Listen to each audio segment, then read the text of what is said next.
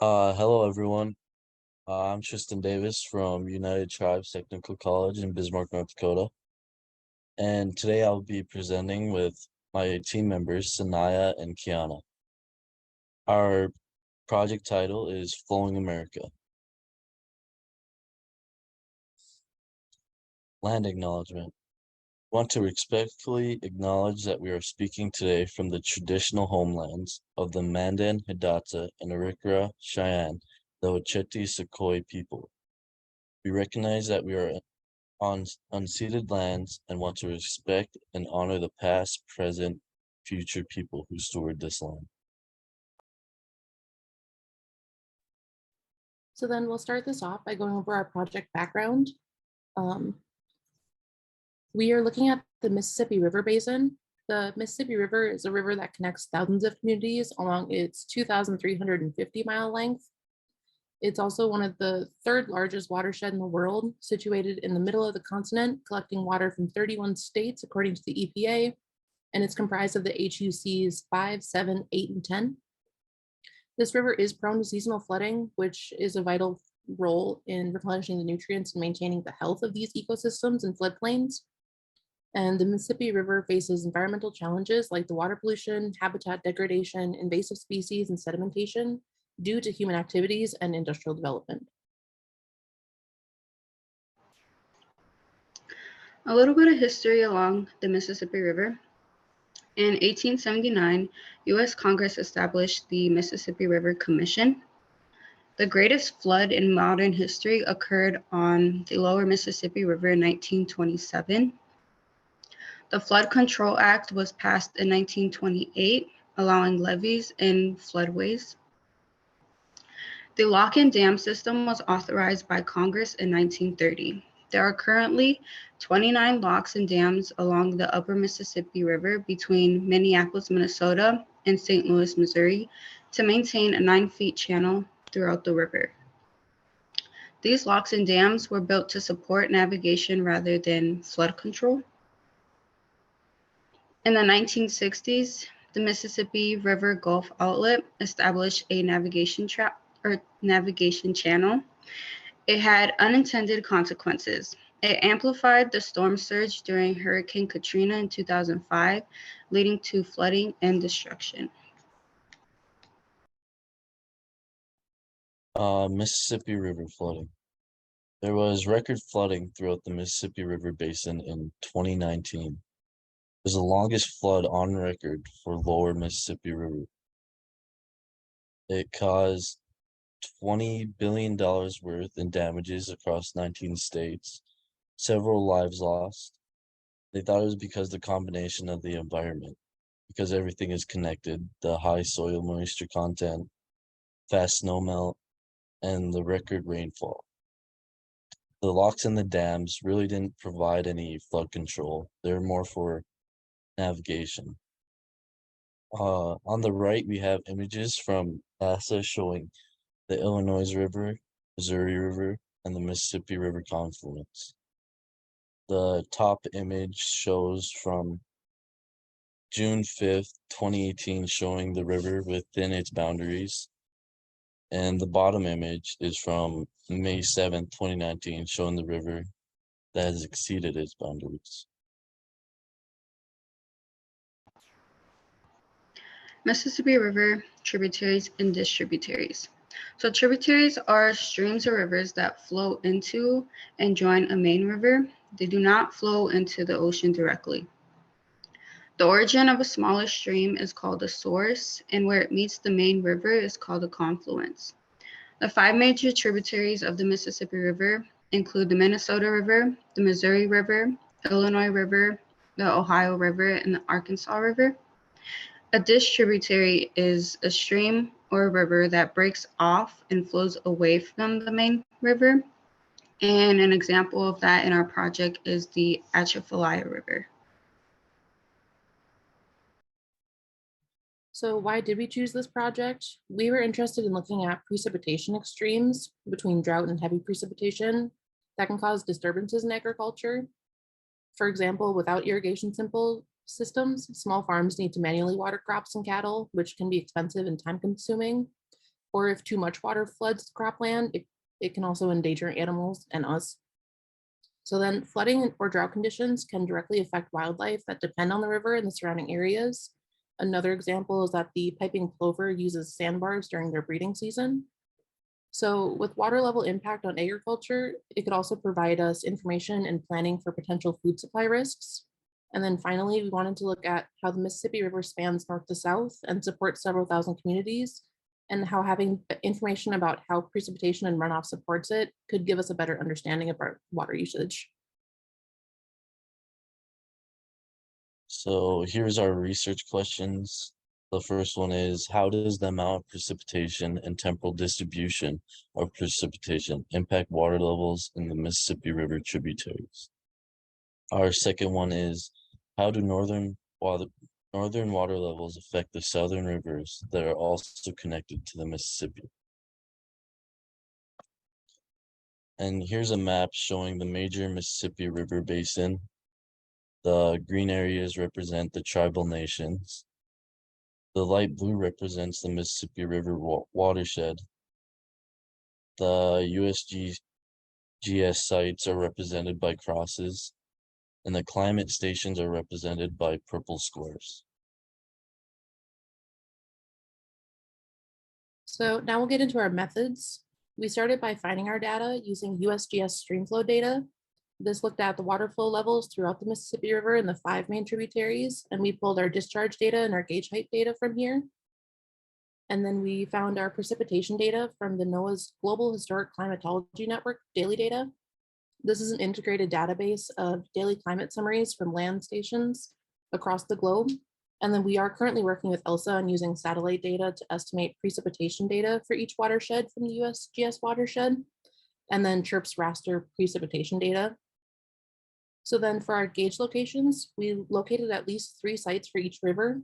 And then at above the confluence, we did, the 3 sites include 1 near the confluence and then 2 to 3 additional sites along the river. We then chose to subset and resample our data. The first subset, we subsetted to 2018 to 2023 to get a big picture and see what we're looking at. And then we found some interesting dates between 2019 and 2023 that we wanted to look into more. And while we were looking at this data, we were comparing the daily monthly mean of discharge and gauge height, and then the daily monthly sum of precipitation. And then moving on to plotting our data, we did individual plots of each thing, and then looked at combined plots of discharge and precipitation, and then gauge height and precipitation. Using those, we looked at our correlation coefficients between the discharge and precipitation, and then gauge height and precipitation. And then we looked at the temporal distribution between some peak years that we found between 2019, 2021, and 2022. And we looked at the peak discharge and precipitation. And then we looked at the north to south peak discharge and precipitation over those same years. Now we'll get into our project results. To start, we looked at discharge and precipitation. We looked at this across all of our rivers. However, for the purpose of presenting, we chose to highlight the Ohio River. The Ohio River is a major waterway in the United States, forming part of the border between several states in the Midwest and the South. It flows approximately 981 miles through the northeastern and central United States. There was a historic flood in 1937, which caused the loss of 350 lives and more than 1 million people displaced. There was also a chemical spill in March 2023. 10 barges carrying methanol broke free from a tugboat and got wedged between a dam. Some were submerged, resulting in emergency cleaning and water quality monitoring. The map at the top shows the Ohio River, which acts as a boundary for several states. And the bottom image shows where the Ohio River meets the Mississippi River.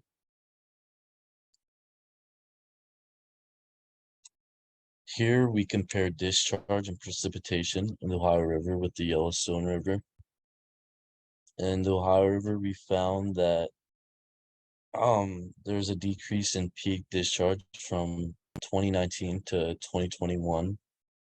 There was an extended time of higher discharge in 2020 compared to the others. This higher discharge doesn't line up with the extent precipitation events at chosen sites. However, that doesn't mean there isn't precipitation in regions upstream.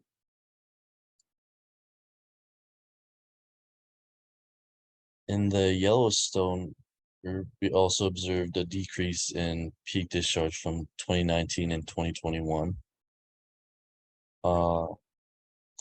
There appears to be a natural peak in discharge in the late spring and early summer, time where snow melt. And we also did observe heavy precipitation events in some locations prior to peaks in discharge.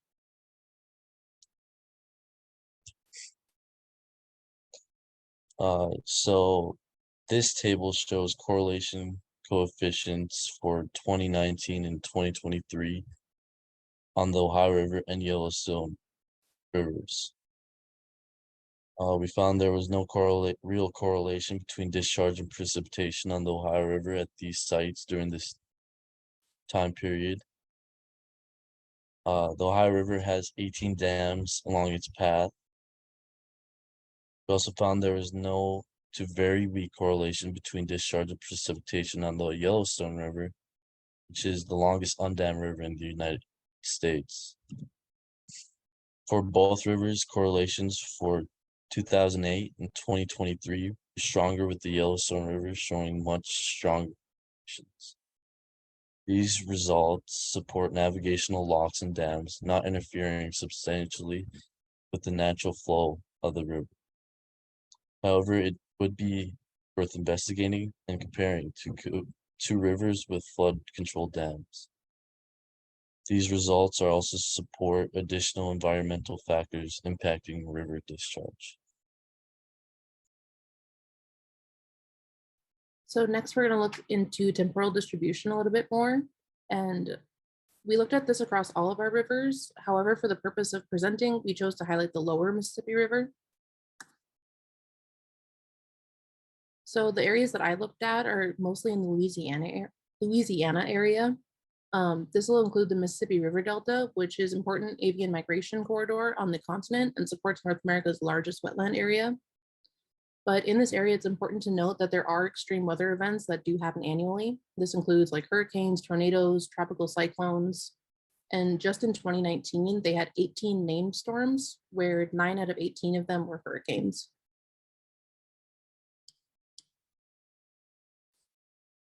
So temporal distribution looks at a change over time. For this temporal distribution, we highlighted the lowest site on the Mississippi River in 2019, where the Mississippi was experiencing historic flooding. We observed a peak in discharge in mid to late March, which correlated with peak discharge in sites further upstream. However, the peak discharge for 2019 occurred approximately a month and a half after. We found a series of precipitation events where more than 9 inches total accumulated during that 1.5 month period that likely contributed to the second peak in discharge. But the highest precipitation was observed in July, corresponding with Hurricane Barry. However, we did not see a spike in the discharge following this event, and it could be that the floodwaters were tapering off upstream, and that gauge height with precipitation looks similar to discharge. And this wasn't necessarily observed with all the sites we looked at.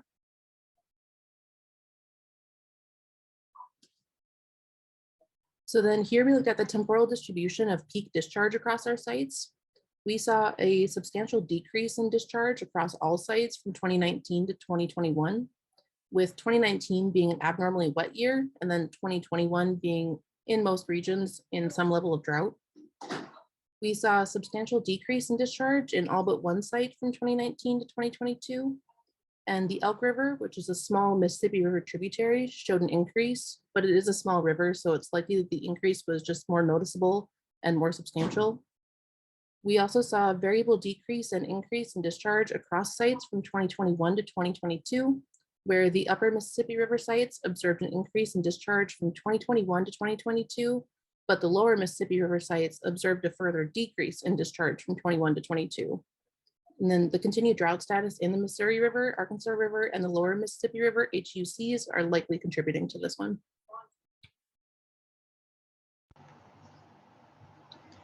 Our second research question is, how do northern water levels affect southern rivers that are also connected to the Mississippi? For this, we featured the Minnesota rivers that contribute to the northern Mississippi River.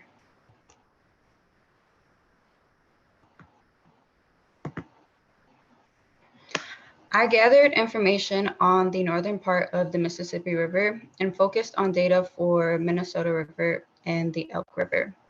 The Minnesota River source is the Big Stone Lake, and where the Minnesota River meets the Mississippi, the river flow of the Mississippi doubles. The Elk River, another tributary of the Mississippi, is about 84 miles long and has a draining watershed of 630 square miles. The city of Elk River was designated as the Energy City to serve as a geographical focal point for demonstration of efficient and renewable energy products, services, and technologies. I was able to obtain a little bit of history on the Minnehaha Creek, where I used to visit when I lived in Minnesota. I had heard a few times where there were no falls in certain years. And this tends to happen when there is more heat and vapor than rain, which contributes to no water flow through the falls.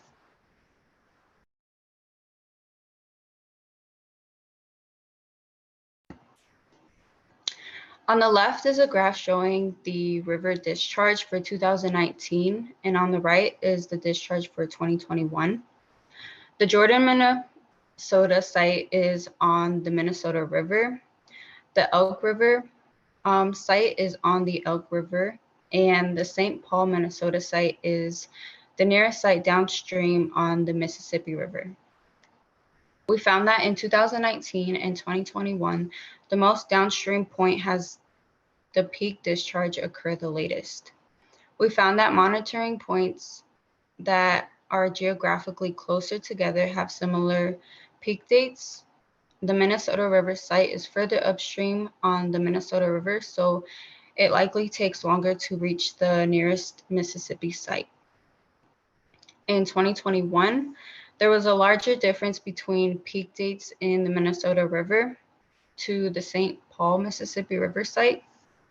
During this time, there was less water movement, which likely led to the river experiencing a longer time to reach its max discharge. So here we're comparing the north and south river discharge levels. The top little column section is going to be like the northern rivers, whereas the bottom section is going to be the southern rivers. So at all sites, we observed a decrease in discharge from 2019 to 2021.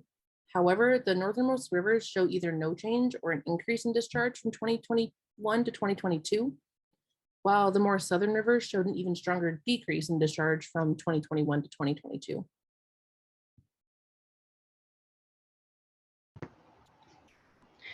This chart is a correlation analysis of the Mississippi River discharge from north to south. At the very top row in the most left column of the chart display the tributaries flowing from south to north. The correlation analysis shows that the correlation is strongest between geographically similar sites. However, there is still a weak point to moderate correlation between northern sites and southern sites. Bemidji, which is the highest site looked at, shows a correlation of 0.304, similar to the Bell Chassis, which is the lowest site looked at. So now we'll start getting into a summary of our results. The first thing we noticed is that discharge and precipitation show weak to moderate correlation in both the northern and southern rivers. It is challenging to observe them, like the difference between them with all the locks and dams on these rivers. So Yellowstone, the undammed river, had a stronger correlation across 2008 to 2023 and a more natural maximum and minimum annual discharge. And then we observed high precipitation events with low discharge, which also overlapped with the drought status, potentially indicating lower runoff. The Yellowstone, it does support a larger connection between time and variables.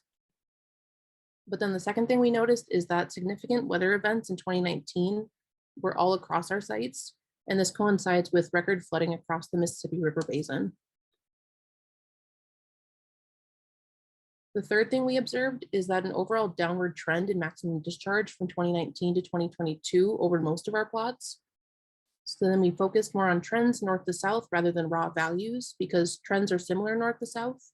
And more locally, northern points on the river experience maximum discharge earlier than more southern points.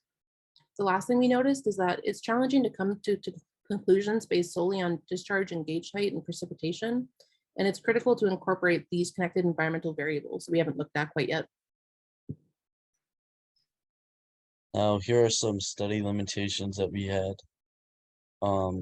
We had inconsistencies in whether snow was included in precipitation data or separate data measurement.